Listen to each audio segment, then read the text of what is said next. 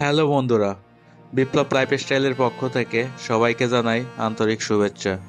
বন্ধুরা, আমার বাড়ি খুলনাতে, আর আমি খুলনার অনেক দর্শনীয় স্থান ঘুরে দেখেছি, কিন্তু কখনো যাওয়া হয়নি শ্বশুর বাড়ি। আমার না, এটি রবীন্দ্রনাথ ঠাকুরের শ্বশুর বাড়ি। তো চলুন আজকে ঘুরে আসি রবীন্দ্রনাথ ঠাকুরের শ্বশুর বাড়ি থেকে।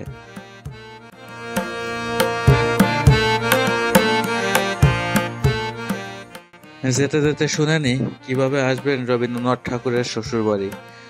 বিভাগীয় শহর খুলনা থেকে মাত্র ১৯ কিলোমিটার দূরত্বে ফুলতলা উপজেলায় দক্ষিণদিঘি গ্রামে অবস্থিত।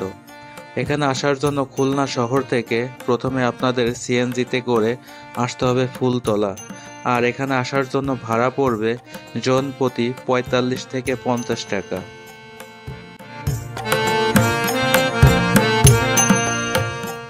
তারপর ফুলতলা থেকে ভ্যান বা অটো করে চলে আসবেন দক্ষিণদিঘি গ্রামে, আর এটিই হলো বিশ্বকবি রবীন্দ্রনাথ ঠাকুরের শ্বশুরবাড়ি।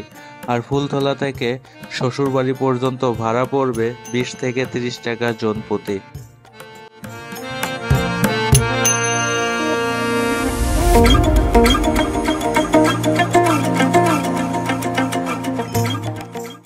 তো বন্ধুরা, কথা বলতে বলতে আমরা চলে এসেছি রবীন্দ্রনাথ ঠাকুরের শ্বশুরবাড়ি।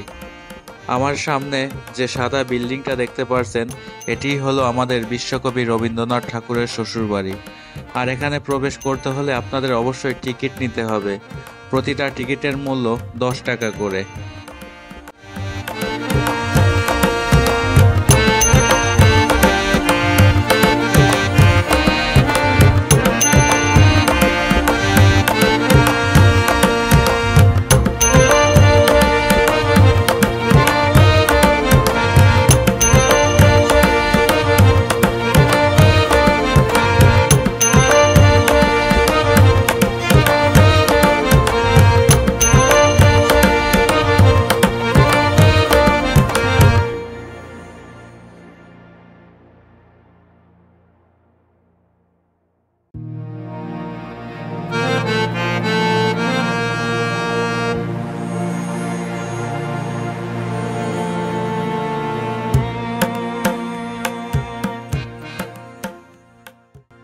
জানা যায় এই দক্ষিণদিঘি গ্রামে জন্মগ্রহণ করেন রবীন্দ্রনাথ ঠাকুরের মা সারদা সুন্দরী দেবী এবং কাকি ত্রিপুরা সুন্দরী দেবী।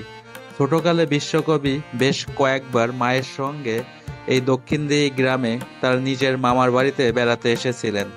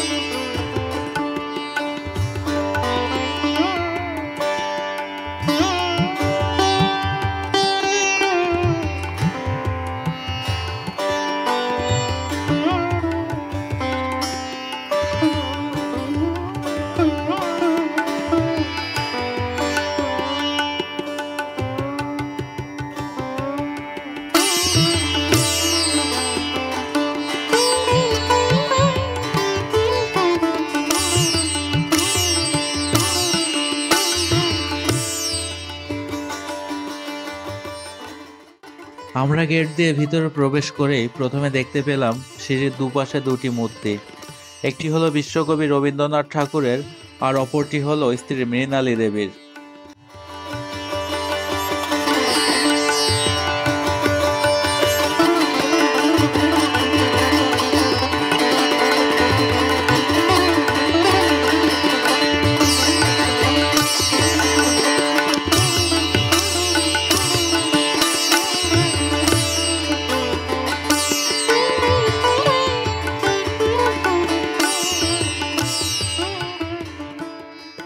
দোতলা বিশিষ্ট এই কমপ্লেক্সের নিচতলায় রয়েছে লাইব্রেরি বা পাঠক কক্ষ। আপনারা ইচ্ছা করলে এখানে বসে রবীন্দ্রনাথ ঠাকুরের লিখিত বই পড়তে পারবেন এবং বইয়ের সমাহারও বেশ ভালো।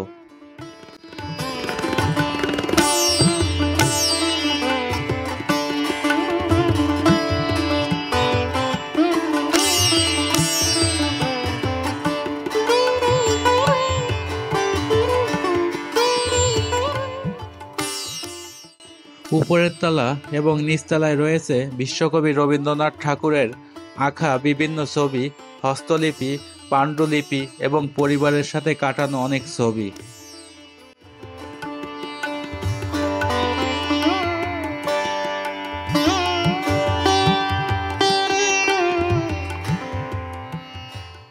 মৃণালী দেবী ছিলেন রবীন্দ্রনাথ ঠাকুরের স্ত্রী। তিনি 1 মার্চ 1874 খ্রিস্টাব্দে জন্মগ্রহণ করেন। তার পিতার নাম ছিলেন বেণীমাধব রায় চৌধুরী আর মায়ের নাম ছিলেন দাক্ষায়ণী দেবী।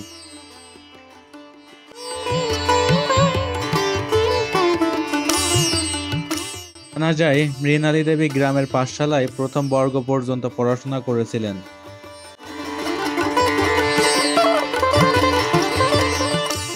9 ডিসেম্বর 1883 খ্রিস্টাব্দে রবীন্দ্রনাথ ঠাকুরের সাথে তার বিবাহ হয়। এই সময় রবীন্দ্রনাথের বয়স ছিল 22 বছর ও মৃণালী দেবীর বয়স ছিল মাত্র 10 বছর।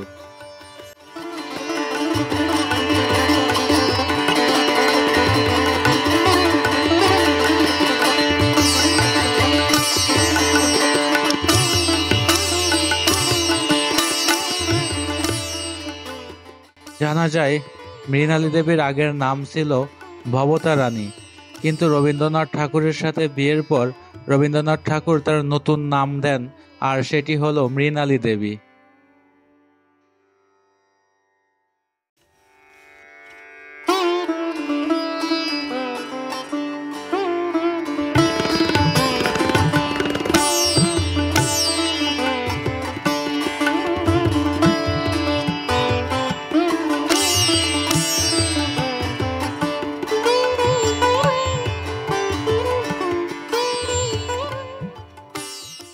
গুণীজনরা বলেন যে কোনো পুরুষের সফলতার পিছনে থাকে কোনো নারীর অবদান। ঠিক বিশ্বকবি রবীন্দ্রনাথ ঠাকুরের জীবনেও তার ব্যতিক্রম নয়। রবীন্দ্রনাথ ঠাকুর প্রথমে বিয়েতে রাজি ছিলেন না, কিন্তু পরিবারের চাপে পড়ে তিনি শেষমেশ বিয়ে করতে রাজি হয়েছিলেন। অনেক খোঁজাখুঁজির পরেও তার জন্য পাত্রী পাওয়া যাচ্ছিল না।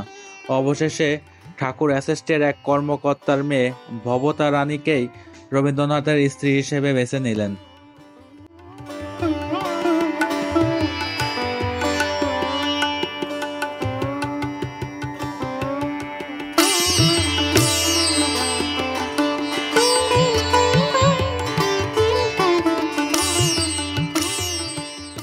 রবীন্দ্রনাথকে বিয়ে করতে ফুলতলায় আসা লাগেনি, বরং রবীন্দ্রনাথের বাবা দেবেন্দ্রনাথের ইচ্ছায় কলকাতার জোড়াসাঁকোর মহিষ্য ভবনে ব্রাহ্মণ মতে রবীন্দ্রনাথের সাথে ভবতা রানীর বিয়ে সম্পন্ন হয়।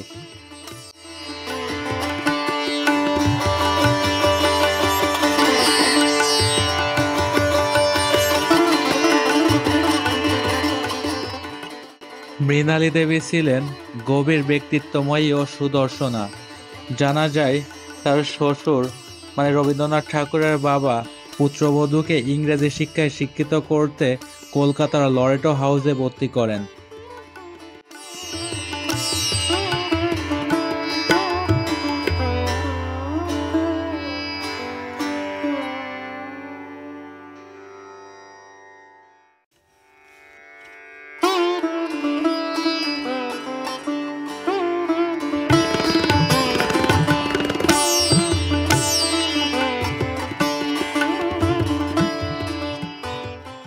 জানা যায় রবীন্দ্রনাথ ঠাকুর ও মৃণালী দেবীর 5 সন্তান।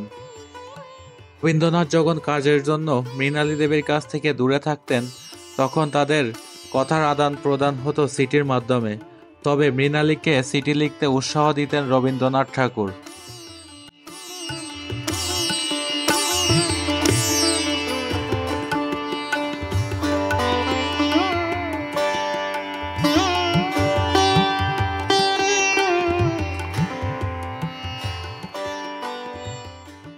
মৃণালী দেবী ছিলেন অভিমানী, সম্ভবত লিখতেন কম। মৃণালী দেবীকে লেখা রবীন্দ্রনাথের চিঠি পাওয়া গেছে 36টি। এবং রবীন্দ্রনাথ ঠাকুরকে লেখা মৃণালী দেবীর সিটির খোঁজ পাওয়া গিয়েছে মাত্র 2টি।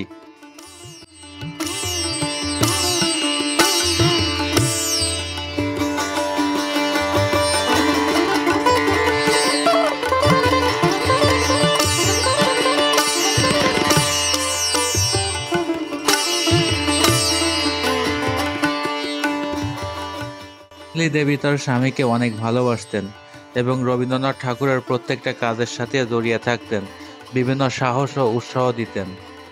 এমনকি রবীন্দ্রনাথ ঠাকুরের আশ্রম বিদ্যালয় গড়ে তুলতে মৃণালী দেবী তার নিজের গহনা বিক্রি করে রবীন্দ্রনাথ ঠাকুরকে টাকা এনে দিয়েছিলেন।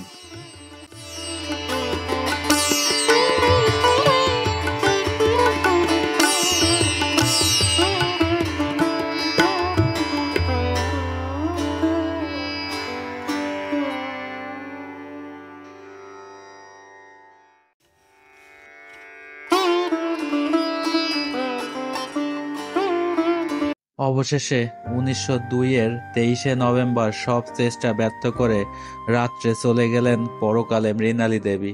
নিভে গেল জোড়াসাঁকোর লাল বাতিতে মৃণালী দেবীর সব ঘরের আলো। রইলেন এক আকুল কবি আর মাহারা 5টি ছেলে মেয়ে।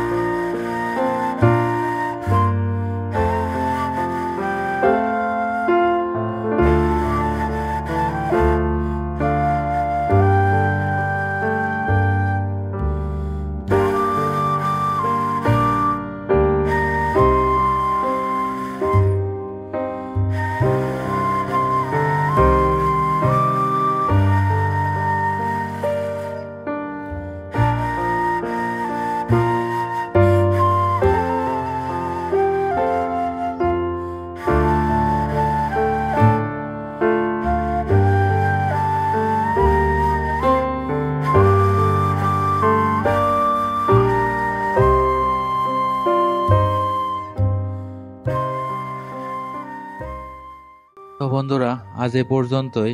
দেখা হবে নতুন কোনো ভিডিওতে। আমার ভিডিওটি ভালো লেগে থাকলে অবশ্যই লাইক, কমেন্ট, শেয়ার করতে ভুলবেন না। আর যদি কারো কোনো প্রশ্ন থাকে তাহলে অবশ্যই কমেন্ট বক্সে লিখবেন, আমরা উত্তর দেওয়ার চেষ্টা করব। সকলে ভালো থাকবেন, সুস্থ থাকবেন। ধন্যবাদ।